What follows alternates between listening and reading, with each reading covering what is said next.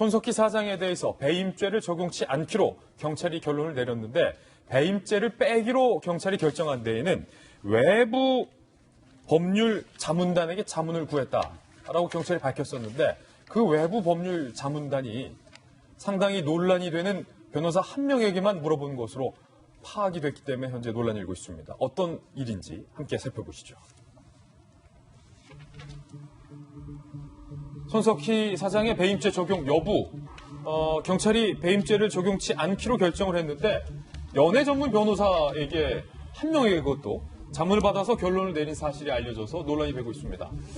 4월 초 열린 법리검토회의에서 유일한 외부 법률 전문가로 이모 변호사가 참석을 했고 경찰의 자문 역할을 하게 됐고 경찰이 이 자문을 바탕으로 결론을 내린 것인데 문제는 이 이모 변호사가 민변 출신의 노무현 당시 후보 지지 법률 지원단이었고요. 한미 FTA 반대 활동 등을 했었고 뭐 이력은 그렇다 치고 이분의 전공이라고 하죠. 영화사, 연예기획사 관련 소송을 주로 전문으로 하는 변호사이기 때문에 논란이 되고 있습니다. 영화 그때 그 사람들 상영금지 가처분 신청 당시 상영금지가 부당하다라는 감독 측의 변호를 했었고 그때 당시 손석희 대표가 진행했던 MBC의 100분 토론에도 출연을 해서 손석희 사장과 친분이 있는 건 아니냐라는 얘기까지 나오고 있는 이 이모 변호사 한 명의 의견만 듣고 경찰이 배임죄를 적용하지 않기로 결론을 내렸다는 겁니다. 박수윤 기자, 네. 아마 이 시일이 많이 지나서 많은 분들이 좀 그때 배임 혐의가 뭐였지 좀 궁금해하실 것도 같아요. 저도 좀 기억이 가물가물하는데 어떤 거였습니까? 그렇습니다. 당시에 이 손석희 사장과 폭행 시비가 있었던 기자, 바로 김웅 기자와 이 손석희 사장 사이에 오갔던 녹취와 SNS 메시지가 공개가 됐었죠. 이를 기반으로 배임 혐의에 대한 수사가 이루어졌는데요. 배임 혐의는 어떤 게 있냐면 이 손 사장이 이 김웅 기자에게 2년 용역 형태로 계약을 하면 월 수입 1,000만 원을 보장해 주겠다라는 식으로 SNS 문자 메시지를 보낸 게 있고요. 지금 또 SNS 문자 메시지에서 볼 수 있듯이 1년 계약직 후에 당장 채용이 어려우니까 1년 계약직 후에 정규직으로 전환해 주겠다라고 제안을 하고 김웅 기자는 이를 거부를 하죠. 이뿐만이 아니고요. 이런 얘기도 합니다. 회사 얘기를 하면서 내가 동의할 만한 새로운 제안을 사측으로부터 받았다라고 하면서 방금 말씀드렸던 그 2억 용역 형태의 그 월 수입 1,000만 원을 보장하는 것을 이렇게 문자 메시지로 했었고요. 이 외에도 앵커 브리핑 작가 자리를 제안하거나 이런 다양한 제안을 했던 것이 그 녹취와 그다음에 SNS 메시지에서 드러났습니다. 예, 그때 당시 손석희 사장이 이 김웅 기자에게 일자리를 제안하겠다라고 밝혔던 녹취 파일도 다시 한번 들어보시죠. 선배님, 저 오늘 폭행하셨죠? 네.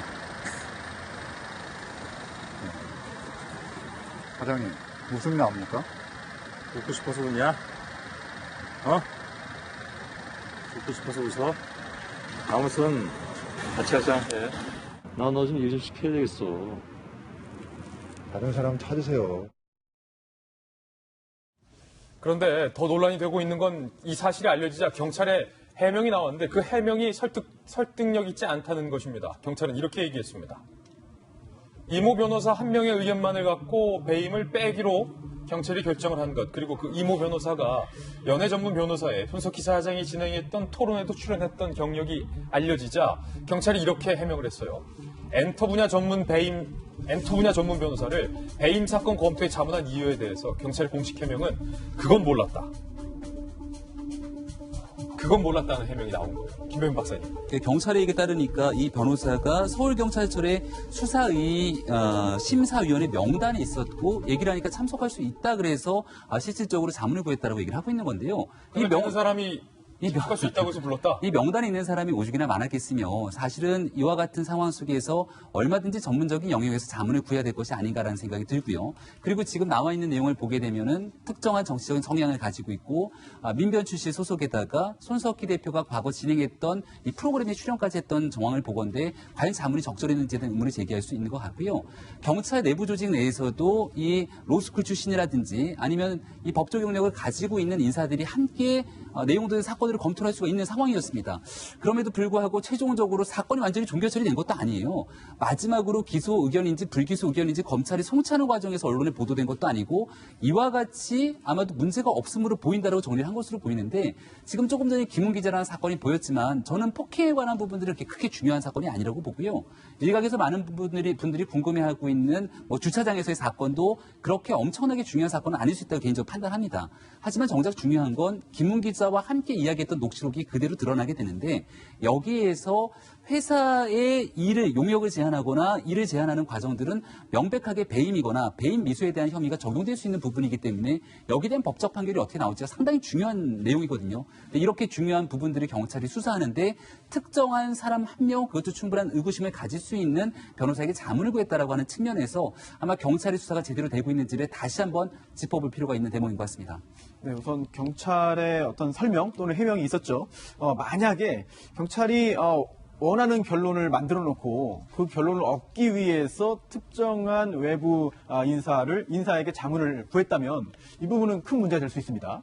만약 그랬다면은 경찰 측에서도 책임을 져야 되겠죠.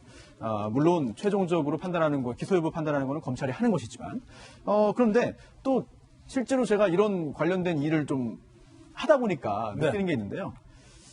경찰 측의 해명도 일부 또 타당한 부분들이 있어요. 왜냐하면 이 엔터테인먼트 전문 변호사라고 하더라도 전문 분야를 이제 그 변협에 등록을 했다 하더라도 이 배임이라는 건 그렇게 어려운 분야는 아닙니다. 그래서 특히 엔터테인먼트 관련해서는 그쪽 일만 하다 보더라도 횡령 배임은 당연히 따라가요.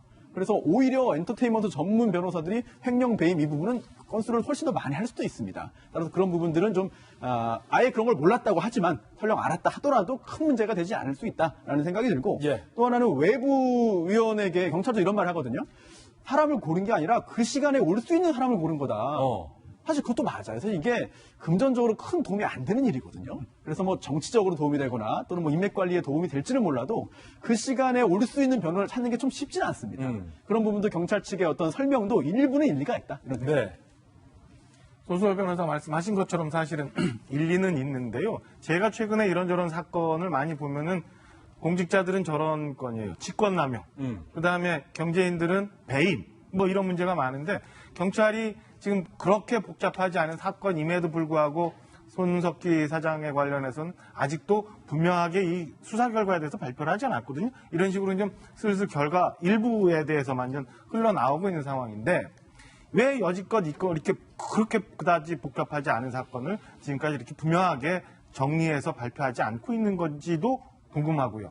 손 변호사 말씀 주신 것처럼 복잡하지도 않은데 그냥 회의를 위해서 회의를 위한 회의를 하기 위해서 외부에서 있는 법률 전문가 한 사람 정도만 포함해 갖고 회의를 해서 그냥 배임 혐의에 대한 결론을 내고 넘겼다. 이런 것도 이해할 수 없는 대목인 것 같아요. 최근에 뭐 검경 수사권 독립 조정 문제 갖고 이런저런 얘기가 많은데 사실은 이런 부분도 그 논란에 있는 이유 중에 하나인 것 같아요. 그러니까 경찰이 지금 보이고 있는 여러 가지 행태들이 근데 국민들이 믿고 맡길 수 있을 만큼 그렇게 자신 있게 떳떳하게 합리적으로 일을 하고 있는지 그런 모습을 보였는지 한번 좀 돌아봤으면 하는 생각입니다. 예, 뭐 물론 판단은 경찰이 하겠지만 제가 궁금한 건 아마 많은 시청자분들도 가장 이 부분을 궁금해할 것 같은데 손석희 대표 측이 주장하기로는 김웅 기자가 사실은 뭐 정식 기자도 아니고 또 김웅 기자가 제기하는 주장은 형편없는 거짓이다라고 주장을 하고 있는데 그 주장대로라면 형편없는 이야기를 하고 있는 사람에게